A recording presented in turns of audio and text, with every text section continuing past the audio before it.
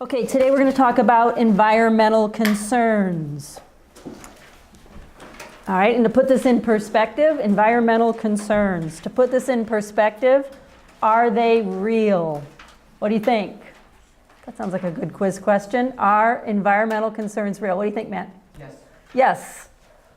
Just because we are out of balance and we have extreme environmentalism and we have very politicized environmentalism and it's very popular and in fact it's affecting our worldview and we're becoming more pantheistic, doesn't mean that there aren't some issues that need to be worked on, and there are some real environmental issues.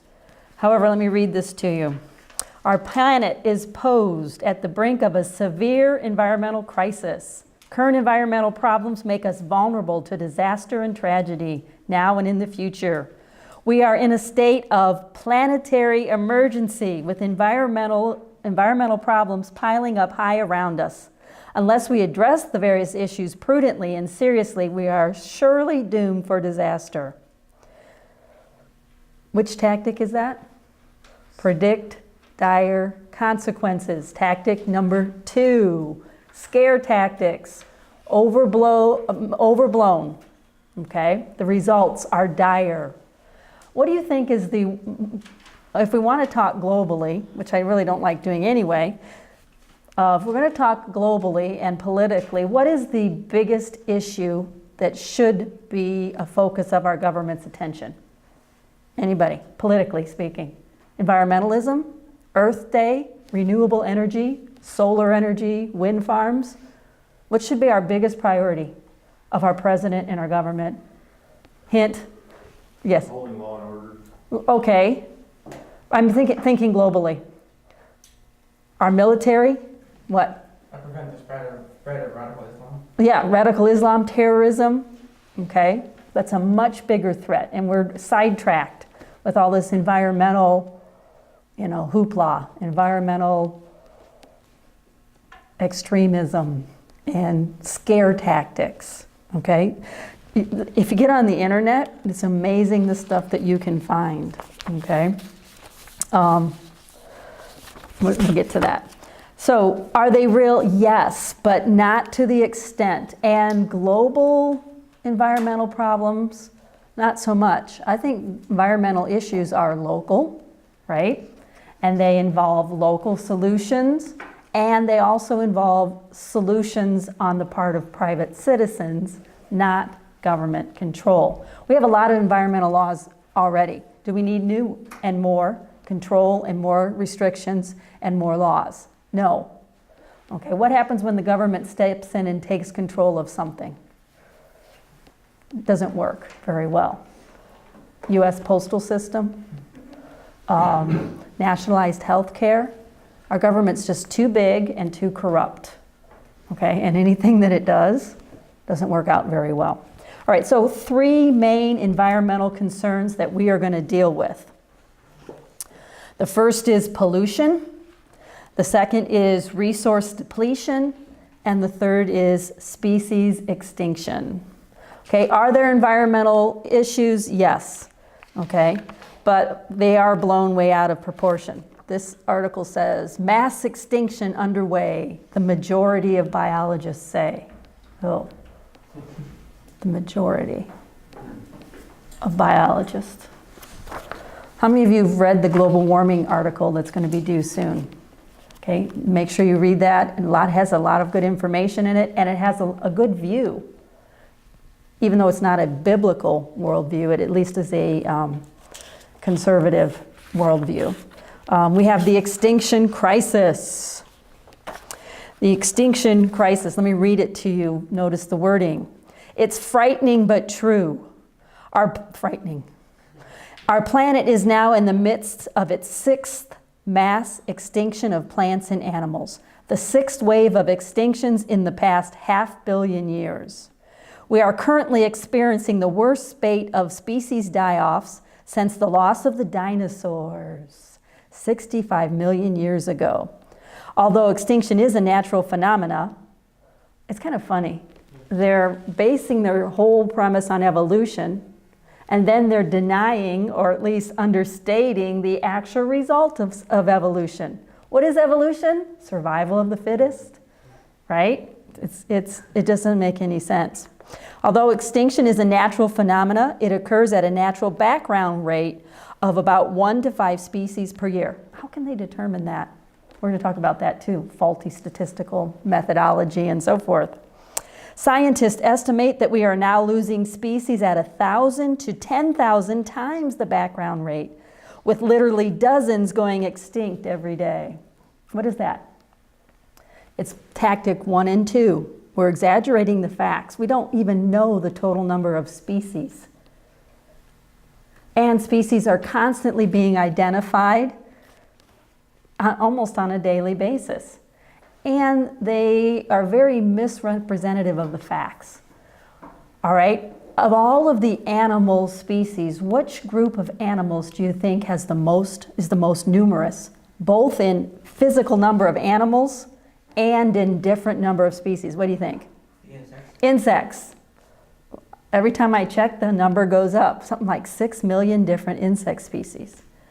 All right, so if they're counting every little insect species, they can make the statistics appear much more drastic. When I say extinction, what do you think? You think about certain birds, the dodo bird, very famous example, or you might think about the white rhinoceros or some type of tiger species. Yes, those might be included in the numbers, but they're making you think of those large mammals. Oh, we're not gonna have any more tigers. Well, maybe, but I almost want to say who cares. But at the same time, we don't want to be off balance the other way either, okay? I'm not for massive poaching in Africa or anything like that. But at the same time, it's exaggerated. It's not factual, okay? And it's impossible to know if species are extinct. And we don't even, like I said, we don't even know the total number of species. Let me keep reading. It could be a scary future indeed, with as many as 30 to 50% of all species possibly heading toward extinction. What is that? How do they know that? Unlike past extinctions caused by events like asteroid strikes, what are they referring back to? Their asteroid mass dinosaur extinction 65 million years ago. Where did they get that? Do they have evidence for that? Okay. Unlike past mass extinctions caused by events like asteroid strikes, volcanic eruptions, and natural climate shifts, the current crisis is almost entirely caused by us, humans.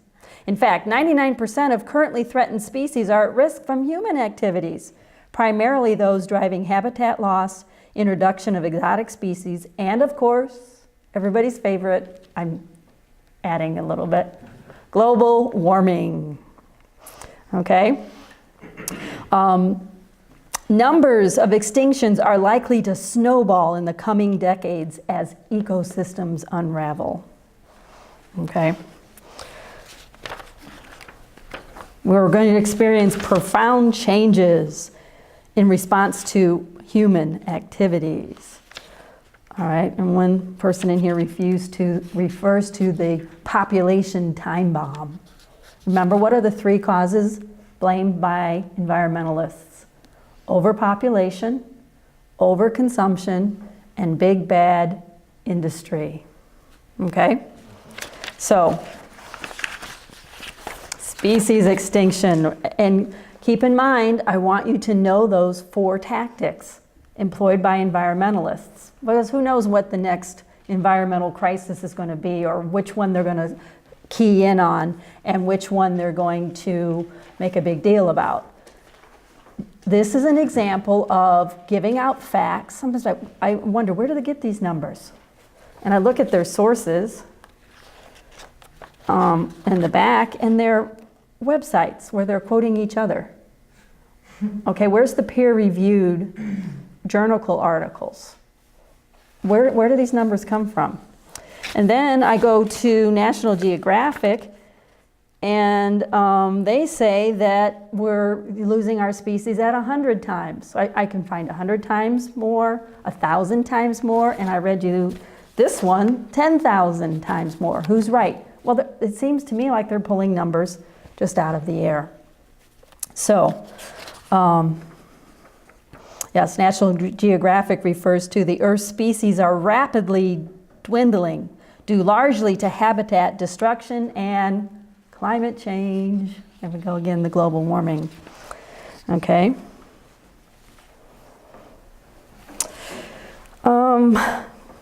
Here's a science article, because this is National Geographic.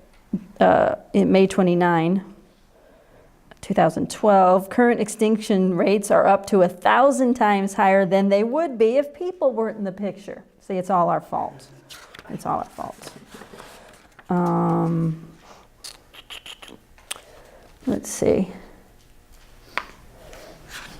20,000 species are near extinction. It's time to rethink which we decide to save. 20,000 species. How many of those are insects? How many of those are exotic plants? I don't know. They don't say what species they're dealing with. The situation is very bleak. We need to mobilize millions of people around the world. Okay? Keep in mind as we're doing it that those 4 tactics. What are those 4 tactics? The manipulation of facts to the point of outright lies. That's the first tactic, because you're going to need to explain these tactics and illustrate them. This is an illustration of exaggeration of facts, the misuse of facts, and the fabricating of facts, the extinction rates. All right. The second tactic was to do what? Exaggerate, predict dire consequences, scare people. Do you notice the wording on everything that I've read? What was the third tactic? Blame the wrong causes. Overpopulation, overconsumption, technology and industry. All right, so we've got 3 main environmental concerns: pollution, resource depletion, species extinction. These are the main 3. We're going to go through each of the 3. We have other environmental concerns. So those are the 3 main concerns that we are going to discuss: pollution, resource depletion, species extinction. Other. Here's an article on 15 major current environmental problems. And then I have another one that has 10, the top 10. This is the Planet Herald. That, of course, is an environmental website. It says, it's very difficult to prioritize the top 10 environmental issues facing our planet today. One thing is for sure, and that is overpopulation is at the root of all the issues. Remember, I told you you're extreme environmentalists view you like you're a virus, an infection on the planet. That's extreme environmentalism. If we do not act soon, listen, I'm reading this verbatim. If we do not act soon to start to curb human breeding patterns. What is that? That's an evolutionary view of man, which is the whole reason we're having this discussion. If we do not act soon to start to curb human breeding patterns, we will almost certainly face an environmental meltdown. Oh, I like that word. What does that meltdown conjure up in your mind? Chernobyl, right? And, nuclear energy. What are your thoughts on the issues that face the planet? What is that? We're personifying our planet because we're becoming more and more and more what? Pantheistic? What are your thoughts on the issues facing the planet? And what do you think could be done to start undoing the damage caused by humans? Here's their top 10 environmental issues. If you jot them down, just real quick, and then I'm going to give you the 15, and I want you to see their perspective, and I want you to see their priorities. Number 1, population. Remember, we're blaming the wrong causes. Humans are a blight on the planet. I've even literally seen that word infection. Okay? Without a doubt, the biggest issue facing the environment is overpopulation of humans. All other major environmental issues flow from the very fact that we are overpopulating the planet. The world's population has tripled in the last 60 years, placing stress on every aspect of the environment. More land is developed every day to accommodate the urban spread. In 1950, the population was 2.5 billion compared to 2012, where it now stands over 7 billion. Okay. Number 2, climate change. The most controversial and political of the top 10 environmental issues. Well, I'd agree with that. Recently, notice the wording. Recently, an overwhelming majority of climate scientists. Who are these climate scientists? What are their credentials? Pay attention to that as you read the article that is assigned. Recently, an overwhelming majority of climate scientists believe, notice that word, that human activities are currently affecting the climate and that the tipping point has already been passed. In other words, it is too late to undo the damage that climate change has done to the environment. That simply is not true. We're talking about global climate, and we're also talking about a very resilient earth that God has designed. At this stage, the best we can do is regulate the further impact upon the environment by developing more environmentally friendly methods of energy production, reduce the mining and burning of fossil fuels. Fossil fuels, we're burning fossil fuels, we're increasing our carbon footprint. Third issue, loss of biodiversity. The loss of biodiversity on the planet can be directly related to the behavior of human beings. Humans have destroyed and continue to destroy the habitats of species on a daily basis. Boy, we're just out there cutting trees down and plowing things up and laying asphalt. Here's the next sentence. When we exterminate one species, it has a knock effect on the food chain, which in turn upsets the ecosystems interdependent one on the other. The catastrophic impact of loss of biodiversity is likely to affect the planet for millions of years to come. The current loss of biodiversity is also being named the sixth extinction. That is a very common phrase, the sixth extinction. We'll come back to that. Number 4, phosphorus and nitrogen cycles. Although the effect of human activities on the carbon cycle is better known, the lesser known effect is the cycle of nitrogen. The cycle of nitrogen actually has a greater impact on the environment.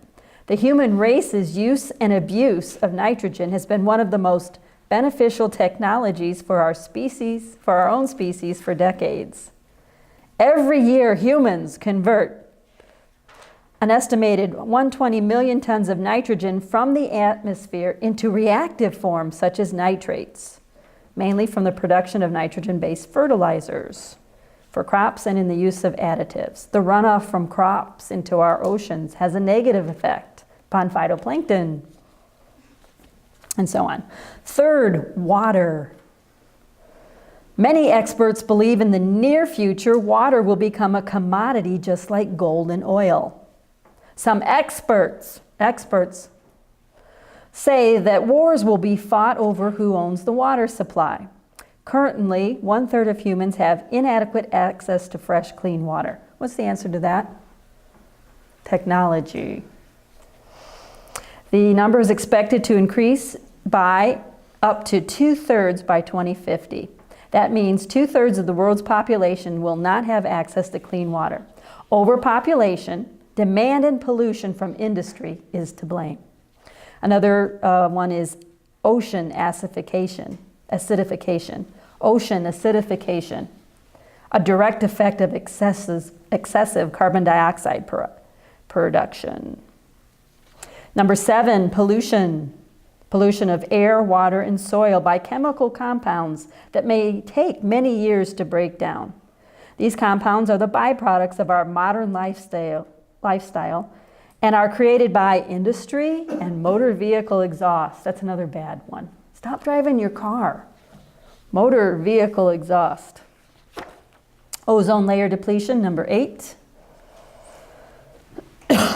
This is mainly attributed to the release of chemical pollution. So that kind of goes with pollution. Overfishing, number 9. I'm reading this verbatim. It is estimated by 2050 that there will be no fish left in the sea. I frankly don't believe that. It is estimated that by 2050 there will be no fish left in the sea. I actually think, I'm still reading, I actually think that this is the single most devastating truth that I have discovered. The extinction of many fish species is due to humans overfishing the oceans to supply an ever-increasing population's demand for seafood. The collapse of the Atlantic cod fishery is one such example of how humans have exploited the planet's natural resources to the brink of extinction. Okay, have there been areas that have overfished? Yes, they gave us an example, the cod fishery. But what is that? A local problem. Okay, will that fish population reassert itself eventually? Probably, because if there's no fish there, people will automatically stop fishing there. Make sense? Okay. And the last one is deforestation. Since 1990, half of the world's rainforests have been destroyed. Notice that fact. Is that a factual statement? I don't know. Where did they get their statistics to even make that statement, or are they just pulling a fact out of the air? The clearing of forests continues at an alarming rate. To add to the worry, a recent phenomena has been added to the list. Trees are now dying globally at a rate never before seen. Okay? Are there issues with forests due to pollution? Yes. But what are they? Local. All right, those were the top 10. And now 15. These are in a different order. Number 1, according to this environmental website, is pollution. Pollution of air, water, and soil require millions of years to recoup. Industry and motor vehicle exhaust. Uh-oh, there we go. What are we doing? We're blaming the wrong causes. Motor vehicle exhaust. Okay. Are the number 1 pollutants. Heavy metals, nitrates, and plastic are toxins responsible for pollution. While water pollution is caused by oil spills, acid rain, urban runoff, air pollution is caused by various gases and toxins released by industries and factories and the combustion of fossil fuels. Soil pollution is mainly caused by industrial waste that deprives the soil of essential nutrients. Okay, they're listing pollution as number 1, which is what I have done, and we'll come back to pollution. Number 2, global warming. Climate change is like global warming. Okay, so global warming is just one of climate changes? Is global cooling another climate change? There's a lot of bait and switched with the terminology. Climate changes like global warming is the result of human practices like the emission of greenhouse gases. Global warming leads to rising temperatures of the oceans and the Earth's surface, causing melting of polar ice caps, rise in sea levels, and also unnatural patterns of precipitation, flash floods, excessive snow, or desertification. Third, overpopulation. The population of the planet is reaching unsustainable levels as it faces a shortage of resources like water, fuel, and food. Let me read that again. The population of the planet is reaching unsustainable levels as it faces a shortage of resources like water, fuel, and food. Population explosion in less developed and developing country is currently straining the already scarce resources. Intensive agriculture practiced to produce food damages the environment through use of chemical fertilizers, pesticides, and insecticides. Overpopulation is one of the crucial current environmental problems. Okay, so what do we need? Genocide, abortion, euthanasia, enforced birth control like China tried and has recently relaxed. Okay, so what are you seeing there? The population of the planet is reaching unsustainable levels. Let's back up. What is a biblical view of the environment? Who is God? God is our sustainer. Do you think God doesn't know what the population of the earth is becoming?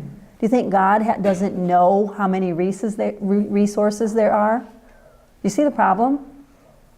And you see why a lot of environmental issues are not that critical if you have a proper view of the environment.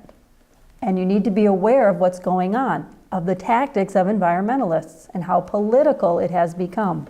That's what I meant by green is the new red. Natural resource depletion is number 4. Natural resource depletion is another crucial current environmental problem. Fossil fuel consumption results in the emission of greenhouse gases, there it is again, which is responsible for global warming and climate change, another unsubstantiated fact. Globally, people are taking efforts to shift to renewable energy sources like solar, wind, biogas, and geothermal energy. Some of those are good. Wind energy, the wind farms are a waste of money.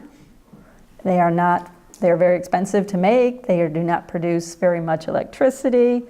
Oh, and they kill birds. Lots and lots of birds. So anyway, number 5 is waste disposal. Overconsumption of resources and the creation of plastics are creating a global crisis of waste disposal. Developed countries are notorious for producing an excessive amount of waste or garbage and dumping their waste into the oceans and into less developed countries. Okay. Plastic, fast food packaging, cheap electronic waste threaten the well-being of humans. Waste disposal is one of the most urgent current environmental problems. Number 6, climate change. Wait, we already said global warming.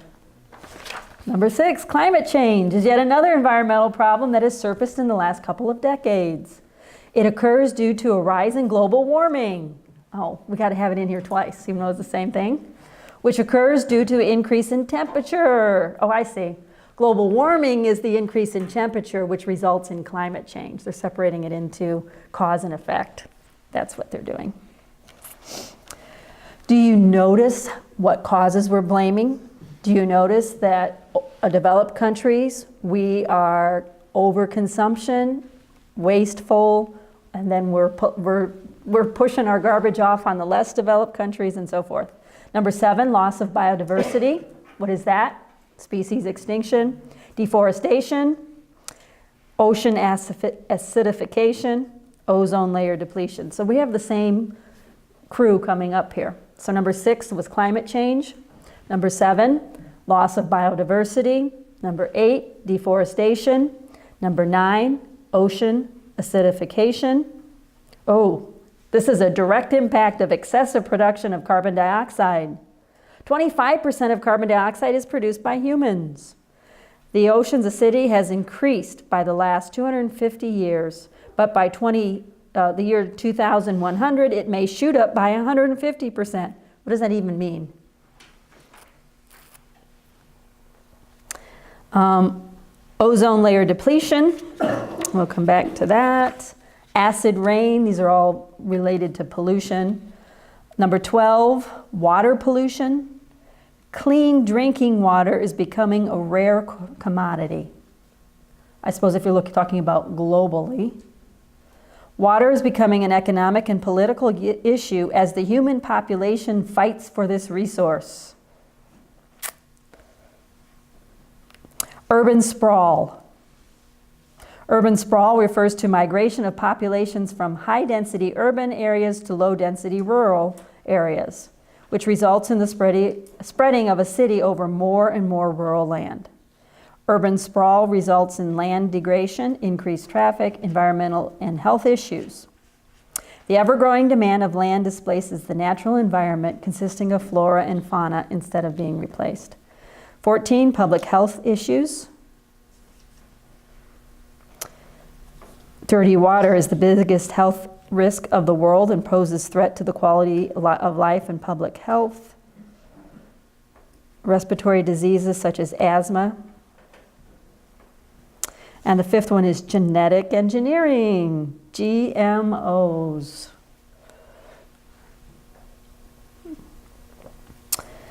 Okay. Genetically modified crops can cause serious environmental problems because an engineered gene may prove toxic to wildlife. So those are the environmental issues. Do you have a general idea of what is viewed as an environmental issue? I want to go through these in a little more detail. So the 3 main environmental concerns. First of all, we're going to call pollution. A lot of those issues that I read to you are kind of subsets of pollution. What is pollution? Pollution is anything added to the environment that causes undesirable effects and even harmful effects. Anything added to the environment that causes undesirable effects and even harmful effects. There are 2 types, man-made pollutants and natural pollutants. Even gas produced by cattle is being targeted as a cause of global warming. So stop eating beef. Again, it still comes back to us. We're raising too many cattle. So pollution is anything added to the environment that causes undesirable effects and even harmful effects. Pollutants can be man-made. Of course, you heard a lot of those in what I was reading. We have chemicals and toxins produced by industry. We have carbon dioxide and carbon monoxide produced by vehicle exhaust. Carbon monoxide is an incomplete combustion product caused by the burning of fossil fuels, in particular gasoline, oil, and so forth. Natural pollutants can be from animal life, can also be from the introduction of an exotic species that throws the ecosystem off balance, which of course is again our fault. So pollution is anything added to the environment that causes undesirable and even harmful effects, whether it be man-made or natural. Another point involving pollution is that all parts of the biosphere are subject to pollution. All parts of the biosphere, I'm talking about the living parts of the earth, the ecosystems of the earth. However, 3 areas of the biosphere are particularly vulnerable. All parts are subject to pollution, but 3 parts or areas are of concern: air, water, and soil.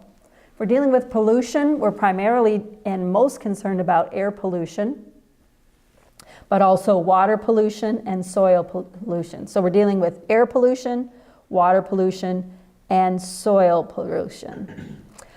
All right, pollution, primarily air pollution, is what I want to talk about briefly. Then we're going to do our view. Pollution. Let's center in on air pollution. Air pollution is of the most concern because obviously air pollutants are much more widespread and affect larger areas of the biosphere. Air pollution. What are the primary pollutants involved in air pollution and what are their sources? First of all, primary air pollutants are of 2 types: gases and particulates. When we're dealing with air pollution, we're dealing with gases and particulates. Gases include carbon dioxide, carbon monoxide. Carbon dioxide, of course, means that we're talking about, this is a gas, and we're talking about carbon with 2 oxygens, carbon dioxide versus carbon monoxide.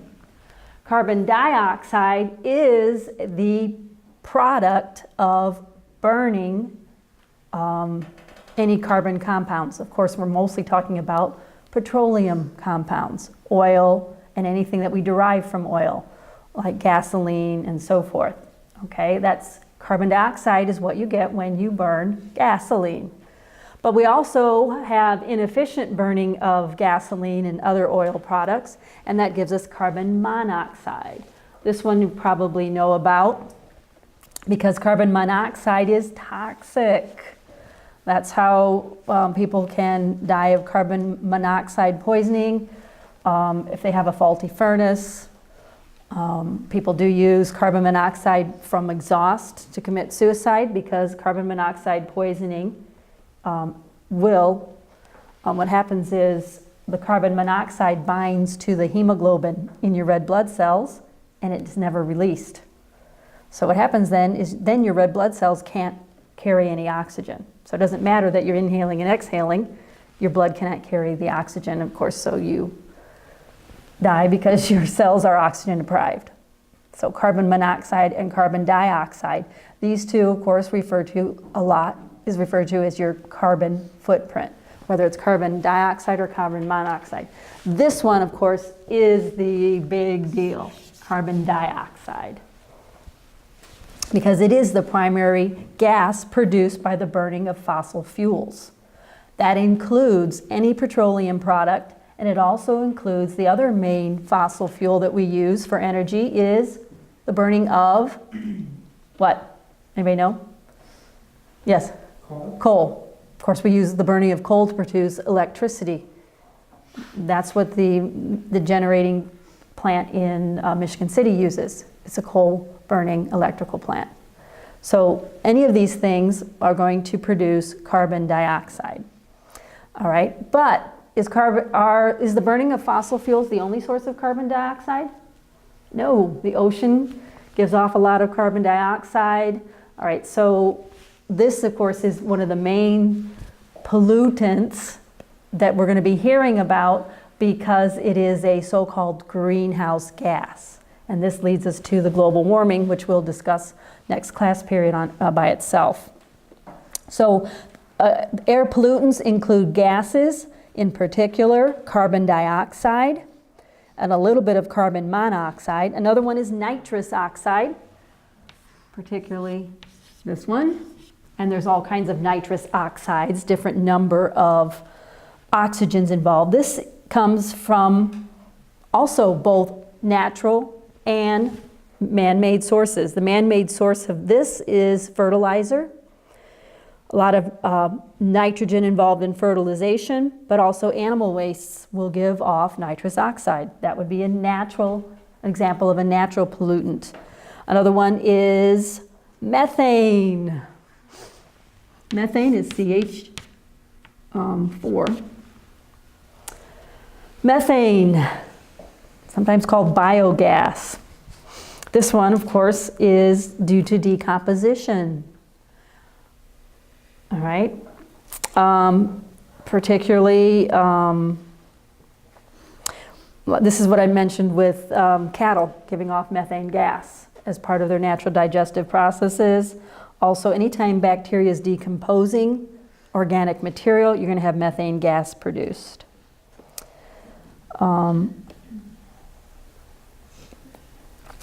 Then we have some other gases, your chlorofluorocarbons, CFCs, chlorofluorocarbon. Chlorine. Remember, we've got chlorine and fluorine, which are halogens on your periodic table. Chlorofluorocarbons. In particular, the big culprit here is Freon, which is a refrigerant, which is what's going to be used, of course, in refrigeration and air conditioning and so forth. And so we do have, these are the main gases. Pollutants can also be particulates. What are particulates? They're very small solids that are small enough that they become airborne. And this, of course, would be in exhaust and in smoke. Has a lot of particulates, which is why we're able to see it. And the more particulates it contains, the darker it appears. Okay, these are solids that become airborne, which of course is mostly found in exhaust and also other types of smoke. All right, so that is the air pollutants. Air pollutants. Results of air pollution. Results of air pollution. A lot of the results of air pollution are what we saw in our environmental problems listed by on those other examples that I gave you. Results of air pollution can be the destruction of the ozone shield. What is the ozone shield? Ozone is a different form of oxygen gas. Oxygen gas is usually O2. Stable oxygen gas is O2. Ozone is a molecule that has 3 oxygens bonded together. It's O3, we refer to it as ozone. Ozone in the upper atmosphere is what we call the ozone shield, and it helps block some harmful rays coming into the Earth's atmosphere from the sun and other sources. But in the lower atmosphere, ozone is actually considered to be a pollutant. Okay? But then our chlorofluorocarbons actually destroy the ozone layer because the chlorine tends to bind to that extra oxygen. And of course, these were banned by 1995, okay? Because we were destroying our ozone layer, okay? And we were talking, there was big to do about holes in the ozone, which allows more ultraviolet radiation through. But pretty much these, in the United States, these were banned in 1995. They were used a lot for aerosol propellants and so forth. So that still can be a problem due to air pollution, destruction of the Earth's ozone shield. Another result is acid deposition, also called acid rain. The culprit here is your nitrogen oxides. Sometimes you'll see it written like this, with a little X here, because the number of oxygen molecules in the compound will vary. So acid deposition or acid rain. Main culprit here is the nitrogen oxides, and this, of course, can be from vehicle exhaust, and also sulfur dioxide from the burning of coal. Here's sulfur dioxide from coal, the burning of coal. And the idea here is we lower the pH of rain slightly. Of course, this can be harmful to plant life. It's also harmful to lakes and ponds because we're lowering the pH. pH, of course, is a measurement of the hydrogen ion content. Acids have pHs below 7, which is neutral. Remember your high school or biology or chemistry. And then basic compounds, the opposite of acidic compounds, have a pH higher than 7. So what we're doing, normal water should have a pH around 7, which is neutral. But if we keep polluting and adding these compounds, and they are, of course, they're going to be washed out of the atmosphere during rain, it's going to lower the pH of rain so that it becomes more and more acidic, which can also damage statues. You've probably seen statues or even the facade of buildings damaged by acid rain. That's another result of air pollution. Smog. Smog. This, of course, is due to your carbon monoxide from vehicle emissions and fossil fuel burning. and carbon dioxide. It also involves your nitrogen oxide, so both this one and a little bit of that one, from vehicle exhaust. Smog. What is smog? Okay. Well, if you live in Southern California, you know what smog is. Okay.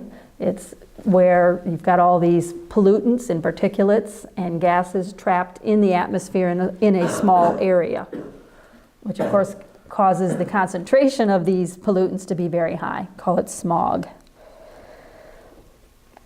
And this, of course, happens due to pollution, and it can also happen due to thermal inversion. When you have a city is going to give off a lot of heat, and so a lot of times these things will be trapped.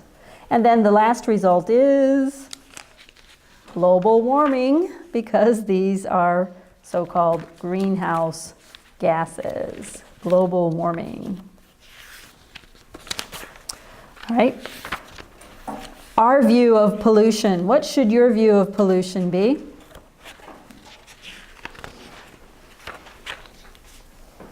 I've mentioned it earlier. It can be a problem, but it's local. And the solutions should also be local. Pollution is not global in scale, and neither is it global in solution. So we do have some issues with pollution. What can we do about it? I think the main answers to a lot of our environmental issues are, of course, technology and innovation. Okay, we'll come back to that. Next, resource depletion. Resource depletion is the using up of natural resources. So we're dealing with next environmental concern is resource depletion. Resource depletion we can define as the using up of natural resources to the point that less and less will be available for use. We're using up our natural resources to the point that less and less will be available. Okay. Let me give you a quote on this. We are draining our natural resources.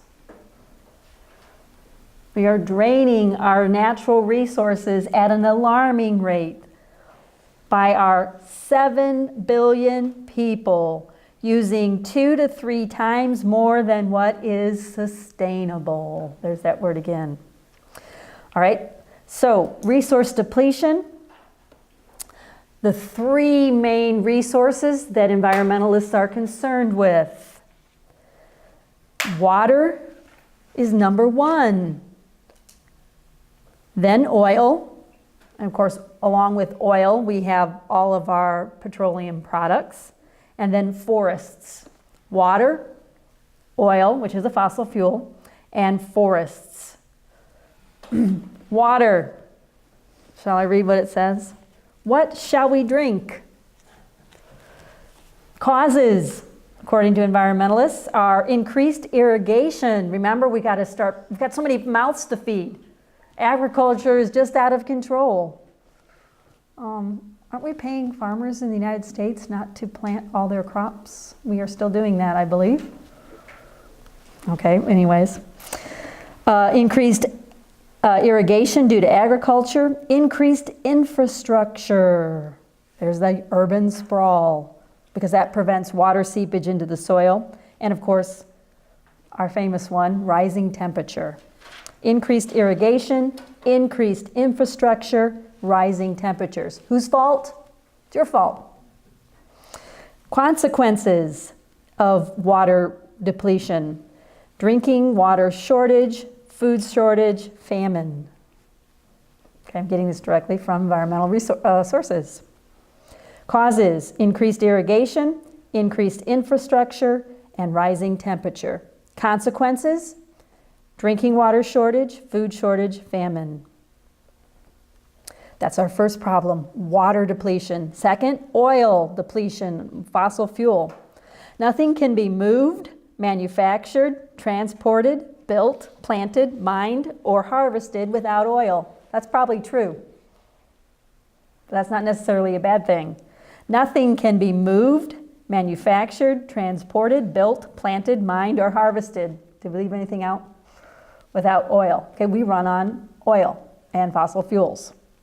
Causes: the industrial boom, increased population, overconsumption, and waste. Industrial boom, increased population, overconsumption, and wastage. Consequences: these are true if we start regulating this. Less transportation, higher prices, decreased standard of living. Less transportation, higher prices, decreased standard of living, smaller economy. So we are depleting our natural resources at an alarming rate. We're using up 2 to 3 times what we can sustain, whether it's water, oil, and number 3, forests. Quote, imagine a world without trees. What kind of tactic is that? Imagine a world without trees. Causes: urbanization, illegal logging, agriculture. Same thing. It's our fault. Urbanization, illegal logging, agriculture. Consequences: soil erosion, global warming, species extinction, and loss of biodiversity. Remember, species extinction is the same as loss of biodiversity. Flooding and drought. So our causes of why we're going to have to imagine a world without trees is urbanization, illegal logging, agriculture. Consequences: soil erosion, global warming, extinction of species, flooding and drought. Our view of resource depletion, that will finish it, and I'll cover species extinction a little bit on Thursday. But our view of resource depletion: God created the earth and sustains it. God created the earth and sustains it. Don't you think God created the earth with enough natural resources? Do you believe in the sovereignty of God or not? And then, of course, God has implemented his own recycling processes: the water cycle, the carbon cycle, the nitrogen cycle. Okay, so if you believe in the sovereignty of God, you're not really that concerned about natural resource depletion. All right, we'll see you on Thursday.